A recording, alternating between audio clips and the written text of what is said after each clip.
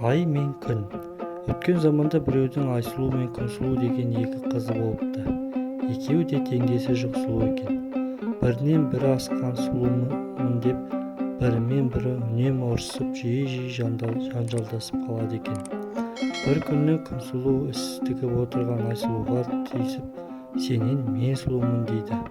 Ал Айсұлу болса, жоқ, сен сұлу емессің, мен сұлумын деп таласады.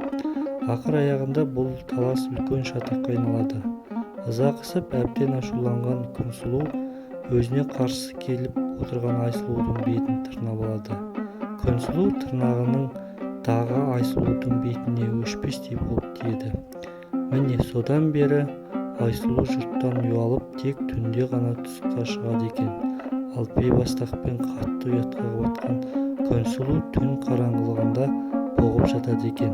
Содан бері Айсұлу мен Күнсұлу біріне бірі көрінбей, бірінен бірі жасырынып аулақ жүреді екен.